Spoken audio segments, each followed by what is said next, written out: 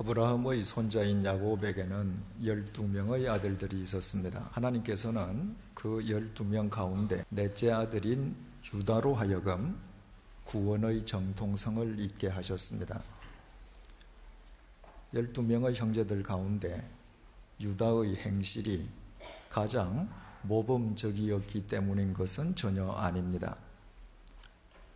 그는 자신의 며느리를 창녀인 줄 알고 동침할 정도의 부도덕한 면도 지니고 있었습니다. 폐륜이라는 말이 있습니다. 인간이 마땅히 지켜야 할 도리를 짓밟는 행위를 일컫는 말입니다. 며느리와 동침한 시아버지라면 폐륜하라 불러도 틀림이 없을 것입니다.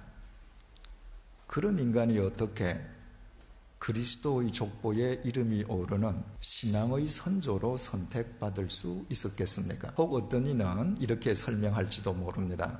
형제들 가운데에 굳은 일이 생길 때마다 항상 앞장섰던 사람은 유다뿐이라고 말입니다. 그것은 대단히 훌륭한 지적이긴 하지만 그러나 그것만으로는 미흡합니다. 창세기 25장 21절에 의하면 쌍둥이 에서와 야곱이 어머니의 태 속에 있을 때 그때 이미 하나님께서는 야곱을 당신의 도구로 선택하셨습니다. 이 땅에 태어나기도 전에 하나님과 사람 앞에서 그 어떤 선행을 행하기도 전에 하나님께서 먼저 선택하신 것입니다. 따라서 어떻게 야곱과 유다 같은 사람이 하나님의 선택을 받을 수 있었는가? 우리는 설명할 길이 없습니다. 2000년 전 예루살렘에 지성과 교양을 겸비한 미모의 처녀들이 얼마나 많았겠습니까? 2000년 전이라면 로마 제국이 지중해 세계를 지배하던 시절입니다.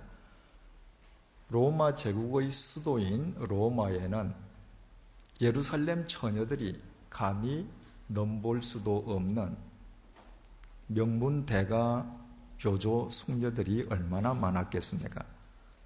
그러나 2000년 전에 육신의 몸을 입으시고 이 땅에 오신 성자 하나님, 예수님의 어머니로 선택되었던 여인은 이스라엘 변방 빈민촌 나사렛의 마리아였습니다.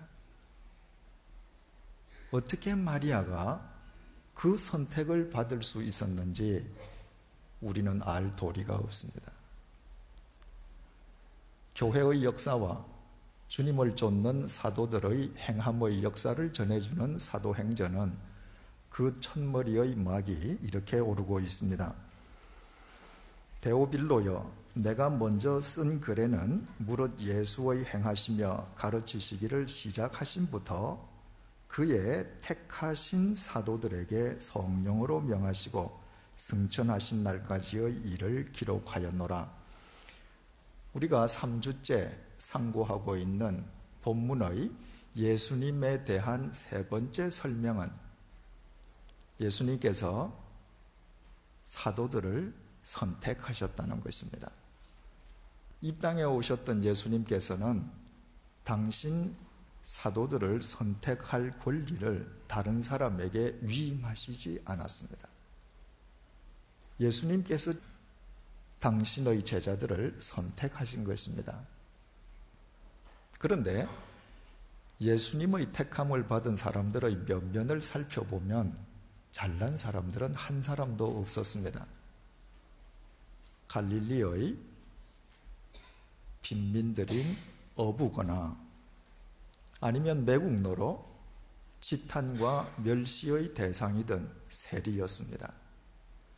예수님께서 어부나 세리만 사랑하셨고 당시 어부와 세리가 그들뿐만이었던 것은 결코 아닙니다. 폭 12km에 길이 21km에 이르러 바다만큼 넓은 갈릴리 주변에 사는 모든 남정네들은 다 어부였고 당시에도 사람 사는 곳에는 어디든 세리들이 있었습니다. 그런데 어떻게 유독 그 어부들과 그 세리들만 주님의 선택을 받을 수 있었는지 우리는 그 까닭을 알지 못합니다. 더욱이 크리스천들을 색출, 연행, 핍박하는 것을 자신의 천직으로 삼았던 바울이 사도행전의 주인공으로 선택받은 데 이르면 우리는 아예 입을 봉할 수밖에 없습니다. 우리 역시 마찬가지 아닙니까? 아직도 이 세상에는 길이요 진리요 생명이신 주님을 알지 못하는 사람들이 더 많습니다. 그런데도 우리는 하나님의 자녀로 선택받아 이 시간 이 자리에 나와 앉아 있습니다. 우리가 믿지 않는 사람들보다 더 도덕적이었거나 더 윤리적으로 살았기 때문은 아니지 않습니까? 우리가 주님의 택함을 받기 전에 세상 사람들과 우리 사이에는 아무런 차이도 없지 않았습니까? 아니, 여러 면에 걸쳐 도리어 세상 사람들보다 더 못한 삶을 살지 않았습니까?